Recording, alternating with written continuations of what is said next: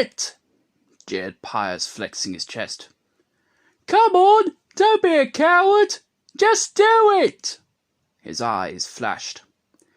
Piers sniggered as he edged towards Tylon, gaping at the chasm below. Just one leap, Tylon thought, as a bead of sweat rolled down his forehead. Just one leap into that chasm, and then find the stone that will grant you passage to the Alphas. The heat expelled upon his skin until he almost couldn't bear it. "Tylon!" Piers was right behind him now, his hands ready to push. "Tylon!"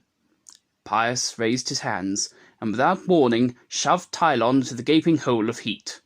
Down Tylon fell, flesh, bones, and all.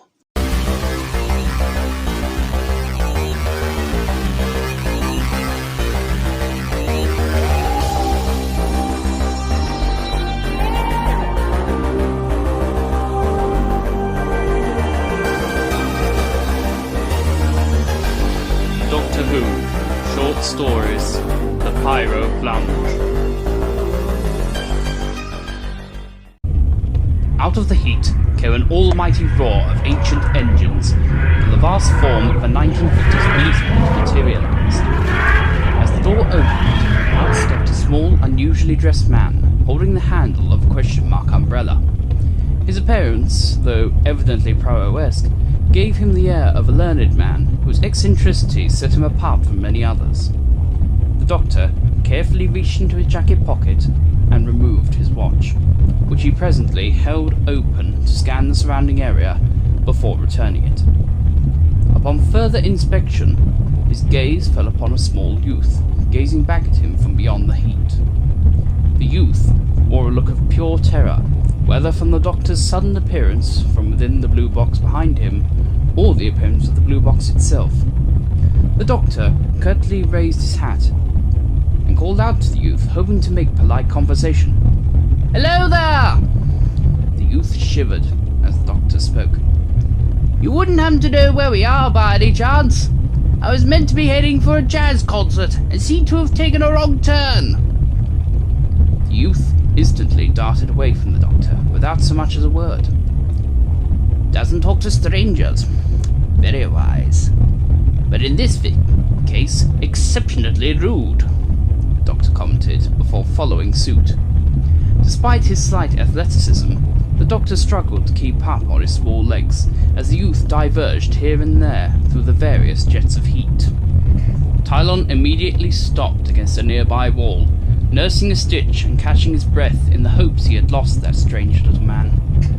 As his stitch loosened, he remembered why he was down there to begin with. Find the stone and get into the Alphas. Making little effort to suppress the fear growing within him, he made his way onward in search of his prize.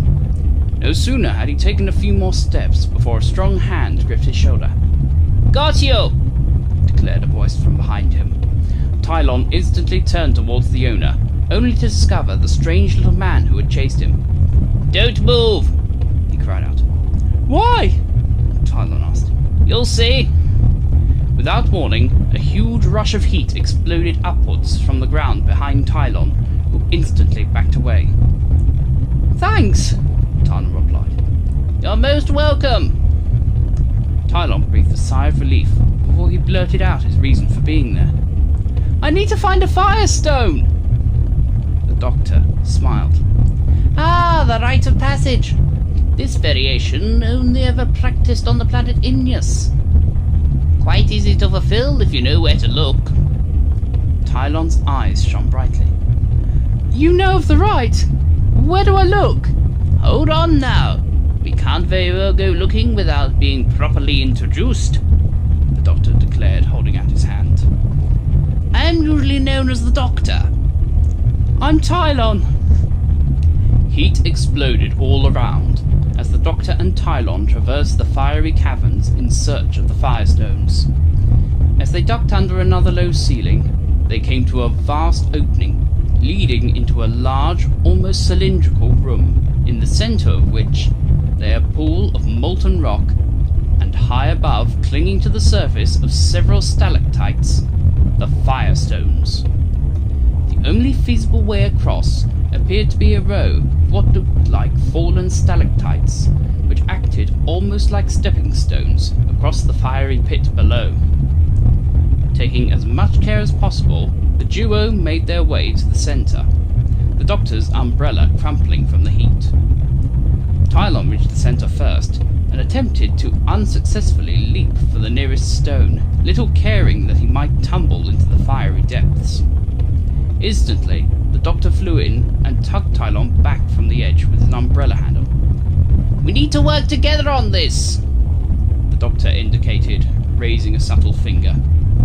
Tylon nodded and proceeded to kneel down before lifting the doctor, who had climbed onto his shoulders. Together, the duo navigated their way over to the nearest firestone, and with a few taps of the doctor's umbrella, nudged it free. The stone tumbled through the air onto the floor with a gentle tinkling. In the glow of the pit, the stone shone brightly, almost like fire itself. No sooner had the doctor gotten down from Tylon's shoulders, and the stone lay in Tylon's grip, than the path around them began to vanish beneath the surface of the molten rock. They were trapped on the island, the heat building all around like an almighty oven. All seemed lost, until a large gloomy room exploded into view, as the doctor lay on a small metal tube that seemed to make no noise. This was drowned out by the larger sound of the engines of the futuristic craft which now enveloped the duo. The doctor made no hesitation, as he immediately scrambled to the large hexagonal console in the middle of the room. Tylon was in complete shock as he looked around at the vast array of knickknacks strewn all over, from books to clocks to globes to a large extravagant chair, beside which stood a table with various accoutrements. It was nonsense, but of the most amazing kind. "Welcome to the TARDIS, Tylon!" the doctor cried out from the console. The glass teeth inside the column rose and fell to meet each other. Tylon simply sighed as the TARDIS zoomed through the vortex.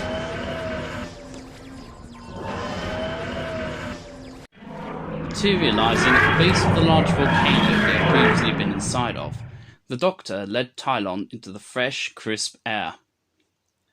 Looking at the TARDIS from the outside, Tylon's eyes literally popped as he saw the large blue box he had seen when the doctor first appeared. He couldn't speak for a few moments, taking in again the nonsense he had just witnessed. "And no, it's a bit of a culture shock," the doctor replied, noticing Tylon's face. Tylon's gaze fell upon the doctor, and without another word simply said, "Thank you." As he sped off towards the village, Tylon couldn't help peering back towards the TARDIS, watching it vanish into thin air, its ancient engines soaring into obscurity. As Tylon gazed up at the stars that night, he couldn't help recalling everything that had happened prior to and after his arrival back at the village. The look on Pius's face as he held aloft the firestone, the gratitude that washed over him being accepted into the Alphas, and his memory of how he got there. His little adventure with the doctor had not only earned him his place, but also filled him with a new confidence he would carry for the rest of his life.